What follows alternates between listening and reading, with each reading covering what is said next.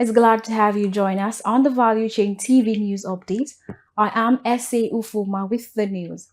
And on the news update, the Nigeria Labour Congress, Trade Union Congress, and organized private sector has faulted the latest hike in the electricity tariff for customers in the Band A category. Kabir Lawal completes the report. Following the depreciation of the naira against US dollar, inflation, among other factors, the Nigerian Electricity Regulatory Commission has again raised the tariff payable by Band A customers. In a statement, the acting general manager of the Ibadan Electricity Distribution Company, Francis Agoha, said the review was duly approved by NERC as captured in the multi-year tariff supplementary order. Agoha said the adjustment was necessitated by several economic indices, including fluctuations in the exchange rate, the current inflation rate, available generation capacity, and the cost of gas. Some distribution companies, including Ibadan Electricity Distribution Company, Eco Electricity Distribution Company, and Kaduna Electricity Distribution Company, among others, announced an upward review of their tariff from Band A customers from 206.80 kobo per kilowatt to 209.50 per kilowatt. Through the increase appears the marginal organized labor, private sector operators, and customers kicked against it. For Value Chain TV, Kabir Lawal reporting.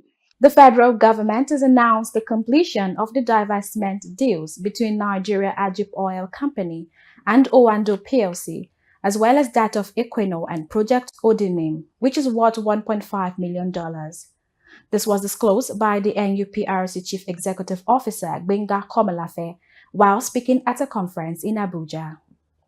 Komalafe noted that as of June 2024, the country's functional oil rigs increased to 34, adding a total of 31 oil blocks were currently on offer for bidding in the 2024 licensing round through the Nigerian Upstream Petroleum Regulatory Commission.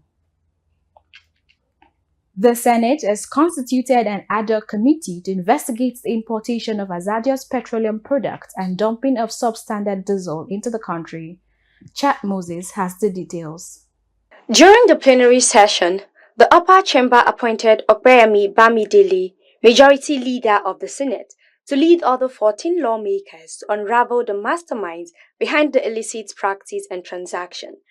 Member of the ad hoc committee comprised lawmakers Adams Oshomole, Abdul Ningi, Osita Izunazo, Ifeanyi Uba, Diket Plang, Mohammed Monguno, Abdullahi Yahaya, Olamilekan Solomon, Kabib Mustafa, Shahabib Yao, and Tokumbo Abiru. Senate President Godswill Akpabio set up the ad hoc committee at the plenary after Asukwo Ekpenyong, a lawmaker, moved a motion on the urgent need to probe the issue. Ekpenyong cited a report on June 16th as stating that 12 diesel cargoes conveying a total of 660 kilotons of diesel were exported by refineries to offshore Lome, Togo, for further distribution to West African markets, mainly Nigeria. He said the Nigerian Midstream and Downstream Petroleum Regulatory Authority, NMDPRA, despite revising diesel importation standards in line with the Petroleum Industry Act, has been unable to enforce compliance. The politician said a ban on the importation of diesel would be beneficial to the Nigerian petroleum industry and indeed the entire nation, and as such, NMDPRA should seize import licenses in order to address all concerns. Consequently, Akpabio highlighted the need for the Senate to immediately investigate and unravel those behind the hazardous practice. For Value Chain TV, Chad Moses reporting. The Senate has called the executive low in the implementation of the capital component of the 2024 budget, saying there's a need for the government to get ministries, departments, and agencies of the federal government to implement the budget. Chairman, Senate Committee on Appropriation, Senator Solomon Adiola, said this in a panel session with the Minister of Finance, Wale Edun, and the Accountant General of the Federation, Oluwatoyin Medin, over the budget performance.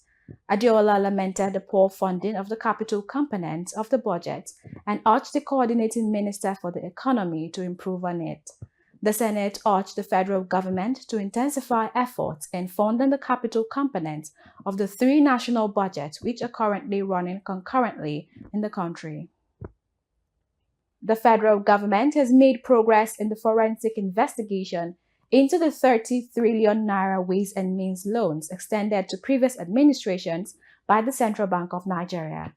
Minister of Finance and Coordinating Minister of the Economy, Wale Edun, stated this during an appearance before the Senate Committee on Appropriation in Abuja. Edun also attributed the delay in the launch of electric and compressed natural gas vehicles to increased cost of freight services. He assured that his ministry would intensify efforts to monitor revenue-generating agencies to ensure optimal performance.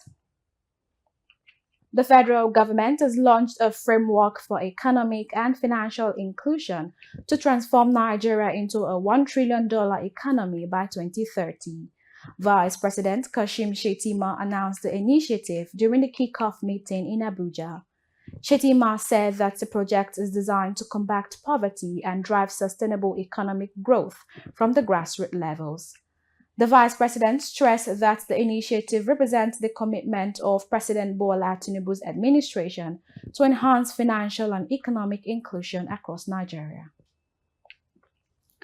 There are no signs to a quick end to the high cost of drugs in the country, as local production is near total collapse. Reports available to Value Chain TV indicate that the drug market in the country has been dominated by imported drugs, which reaches the average Nigerian at a very high cost. Consequently, the cost of drugs have remained high as a result of the dwindling exchange rate. This development is in spite of Nigerian pharmaceutical market size of over 200 manufacturing and packaging companies made up of 3 dominant segments of readily available over-the-counter drugs, affordable generics, and expensive branded patented drugs. And that's it on the Value Chain TV News Update. I am S.A. Ufoma. Thanks for watching.